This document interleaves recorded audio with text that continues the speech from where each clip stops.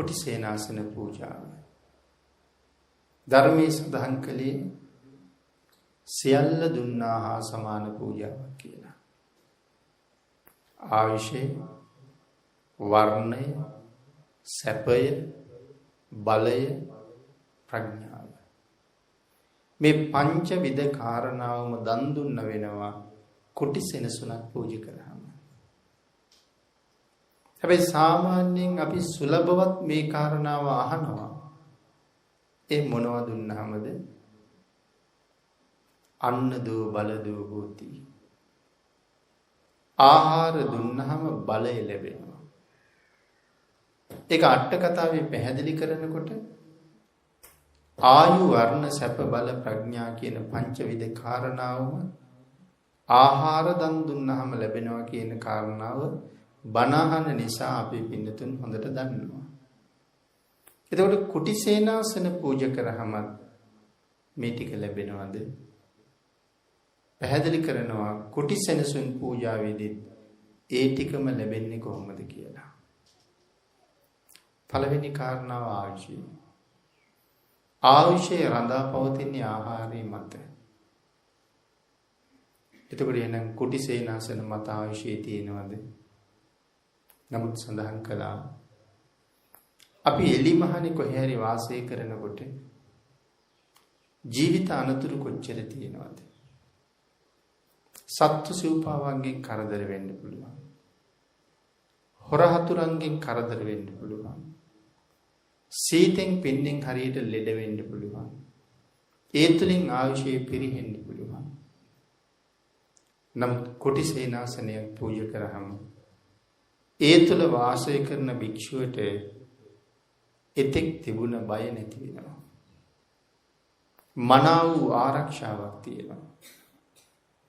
සත්තු සිව්පාවන්ගෙන් ඇති වෙන කරදර හිරිහැර පිළිබඳව බයක් නැතුව යනවා. පින්නතනි අපි අදත් සත්තු සර්පයන්ට බයක් දක්වනවා. නමුත් අද වගේ සත්තු සර්පයෝ නෙමෙයි එදා ඉඳලා තියෙන්නේ. දැන් ඇත්තටම අද එහෙම සර්පයෝ දකින්නේ නැහැ. නමුත් සමහර සර්පයෝ ඉන්නවා අදත් ඉන්නවා. දෂ්ට කරාම ඇඟේ මස් දිය වෙන්න පටන් ගන්නවා. පූති මුඛ, අග්නි මුඛ, කාෂ්ඨ මුඛ ඒ වගේ සර්පයෝ ගැන ධර්මයෙන් සඳහන් කරනවා.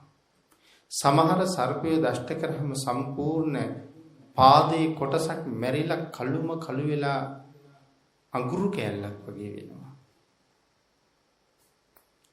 අනේ තරම් විෂ තියෙන සර්පයෝ ඉන්නවා. පින්නතනි භාග්‍යතුන් වහන්සේගේ කාලේ සරියුත් මහරහතන් වහන්සේ ප්‍රධානව විශාල භික්ෂූන් වහන්සේලා පිරිසක් එක ගල්ලෙනක භාවනානුයෝගීව වැඩ හිටියා. සාරිපුත්තයන් වහන්සේගේ පවුලේ සියලු දෙනාම පැවිදි වුණානේ. ඉතින් ඒ සියලු දෙනාම රහතන් වහන්සේලා.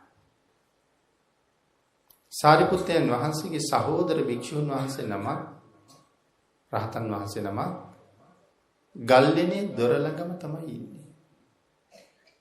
ඉතින් මේ වෙලාවේ මේ ගල් කන්දේ පිටපැත්තෙන් දොරට ආසන්නයෙන් සර්ප පැටව දෙන්නේ ගල උඩට ගොඩ වෙනවා. සෑහෙන උඩට ගොඩ වුණාම එක සර්ප පැටියෙක් අර ගලේ ලිස්සලා වැටුණා.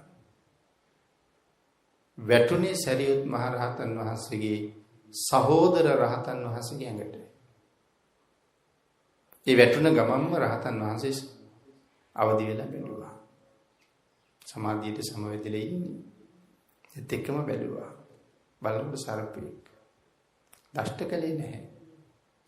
ඒ වෙලාවෙම උන්වහන්සේ අනෙක් භික්ෂුන් වහන්සේලාට කතා කළා. කතා කරලා කියනවා ආයුෂ්මතුන්ලා ඉක්මනට මාව මෙතනින් එළියට ගන්න කියලා. ඉතින් අර ස්වාමීන් වහන්සේලා ඉක්මනට යහනක තියාගෙන රහතන් වහන්සේ එළියට අරගෙන ගියා. අරගෙන ගියාම වහාම මල්ලකින් අයින් වෙන්න කියලා කියනවා. අයින් වෙනවත් එක්කම අර රහතන් වහන්සේ පුපුරලා යනවා කොයි විදියටද කියලා සඳහන් කරනවා. හරියට නිකන් පොල් කුඩු මිටක් ඉහිරවල දැම්මහම කොයිතරම් කුඩා කුඩා කැබලිද විසි වෙලා යන්නේ. රහතන් වහන්සේගේ මුළු ශරීරයම පොල් කුඩු ගොඩක් වගේ කෑලි කෑලි වලට විසි වෙනවා. ඒ තමයි මේ සර්පයාගේ විස. දෂ්ට කරලා නෙමෙයි. ඇඟේ ගෑවිලා. ඉතින් ওই කාරණා භාග්‍යතුන් වහන්සේ වනාහෝයේ කන්ද පිරිත වගේ දේශනා කරන තැන්වල කරුණු පැහැදිලි කරන අට කතාවල පැහැදිලි කරනවා. ඒ තරම් විස සර්පියෝ හිටියා. ඉතින් එදා කාලෙත් මෙදා කාලෙත් ඒ වාගේ තියෙන කරදර අවම කරගන්න කුටි සේනාසනයක් කොච්චර වටිනවද? අන්න ඒ නිසා ආයුෂය රැකිනවා කුටි සේනාසන පූජාවෙන්. වර්ණය පිනතුනි සීතලට අපේ ශරීර වර්ණය වෙනස් වෙන බව අපි දන්නවා. උණුසුම වැඩි වෙනකොට ශරීර වර්ණය වෙනස් වෙන බව අපි දන්නවා. ඉතින් අන්න ඒ වාගේ උපද්‍රව වලින් තමන්ගේ ශරීර වර්ණය ආදිය රැකගන්න කුටි සේනාසනයක වාසය කරන්න ලැබෙන එක මහත් වූ සහනයක් බවට පත් වෙනවා. සැපය, ශරීර සැපය, ඒ වගේම බලය කියන කාරණා පිළිබඳව සාකච්ඡා කරනකොට භික්ෂුන් වහන්සේ නමක් පිඬුසිඟා වඩිනකොට සමහරවිට සතපුම් 2 3 4 5 බොහෝම දුරට වඩිනවා පිඬුසිඟා වඩිනකොට. ඉතින් සතපුම් 5ක් විතර වැඩියොත් ආපහුත් වඩිනකොට සතපුම් 10ක් විතර වෙනවා. ඉතින් බලන්න මේ ඊයේ දවල්ට ආහාර අනුභව කරපු ගමන් අද උදේ සතපුම් 10ක් වඩිනවා කියලා කියන්නේ කායික බලය කොයිතරම් ක්ෂය වෙනවද? ඉතුරු වෙලා තියෙන ඒ ශක්තිය වැය වුණාම උන්වහන්සේට කොයිතරම් අපහසුතාවයක් දැනෙනවද? කාය බලය කොච්චර හීන වෙනවද? පිඬුසිඟා වැඩලා නැවත ආපහු කුටියට වැඩලා පාත්‍රයේ පසෙක තියලා උන්වහන්සේ මදක් මේ කුටි සේනාසනය ඇතුලේ පහසුවෙන් ටිකක් ඇලවුනහම නැති වුණ කායික ශක්තිය යම් ප්‍රමාණයක් ආය වර්ධනය වෙනවා. ක්ෂය වුණ කායික සැපය නැවත වර්ධනය වෙනවා. මහරහතන් වහන්සේලා පවා පිඬුසිඟා වැඩලා කුටියට වැඩලා පාත්‍රයේ පසෙක තියලා මදක් විවේක ගත්ත කියන කාරණාව ධර්මයේ පැහැදිලි කරනවානේ. උත්පලවන්නා රහත් මෙහෙණින් වහන්සේ පාපතරේ කටින් කෙලෙසෙන්නේ එවන් මොහතකනේ. උයන එක තමයි වැඩේ ඉන්නේ. පිඬුසිඟා වැඩියා. කාලයක් තිස්සේ සෙනෙහසින් බලාගෙන හිටපු තමන්ගේම ඥාතියා තමන්ගේ පෞකාර අවශ්‍යතාවය ඉෂ්ට කරගන්න මේක හොඳ මොහොතක් කියලා කල්පනා කරලා කුටිය ඇතුළට ගිහිල්ලා ඇඳ ඇතුළට ඇඳ යටට රිංග ගත්තා. රහතන් වහන්සේ පිණ්ඩපාතේ වැඩලා හරි වෙහෙසයි. ඒ නිසා පාත්‍රයේ පසෙක තියලා වෙහෙස නිමා ගන්න යහනේ ඇලුවා. ඉතින් ඒ වෙලාවේ තමයි ඔහු විසින් මේ මහා පාප කර්මය සිද්ධ කරගත්තේ. ඉතින් ඒ වගේ තැන්වල පිඬුසිඟා වැඩලා වෙහෙස නිවා ගන්න මද යහනේ ඇලුණා කියන කාරණාව කියලා තියෙනවා. ඉතින් අන්න එවන් අවස්ථාවන් වල අපේ නැති වුණ ශරීර බලය නැවත ලබා ගන්න කුටි සේනාසනයක් තියෙන එක හරි පහසුවක්. සැපය මදක් විවේක අරගෙන තැන් පහසු වෙලා දාන ටික වළඳලා ශරීර සුවයක් උන්වහන්සේ ලබනවා. ඉදිරියට කරන්න තියෙන ගුණ ධර්ම පූර්ණේ කරන්න අවශ්‍ය වෙන විදිහට ප්‍රඥාව මේ කුටි සේනාසනය ඇතුළට වෙලා උන්වහන්සේ විවේකීව ධර්මය අධ්‍යයනය කරනවා. දහම් කරුණු මෙනෙහි කරනවා. ධර්මයේ සත්‍යයනා කරනවා. ධ්‍යාන භාවනා වැඩිම ආදී කටයුතු වල යෙදෙනවා. ඒ තුලින් ප්‍රඥාව දියුණු කරගන්නවා. ඒ සඳහා කුටි සේනාසනයක් හරි පහසුයි. අන්න ඒක නිසා ආයු වර්ණ සැප බල ප්‍රඥා ආදී මේ පංචවිධ කාරණාවම සම්පූර්ණ කරගන්න කුටි සේනාසන පූජාව මහත් උපකාර වෙන බව ධර්මයේ තුලින් මනාව පැහැදිලි වෙනවා. ඒ වගේම පින්නතන විශාඛා මහ උපාසිකාව භාග්‍යතුන් වහන්සේ වෙනුවෙන් මහා සංඝරත්නය වෙනුවෙන් අපූර්ව කුටි සේනාසනයක් පූජා කළා. ඒක එක සේනාසනයක්. නමුත් ඒකේ කුටි තියෙනවා 1000ක්. දෙමහල් කුටියක් පහළ මාලේ කුටි 500යි.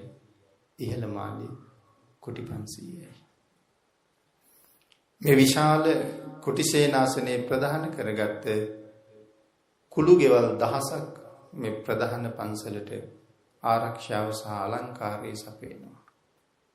ඊට අමතරව සක්මන් මඩ දානශාලා ආදී විවිධ දේවල් නිර්මාණය කළා. 18 කෝටියක් රන් කහවණු වලින් වියදම් කරනවා. සඳහන් කරනවා පන්සල පූජා කරන පින්කමට රන් කහවණු කෝටි 9ක් වියදම් කළා කියලා.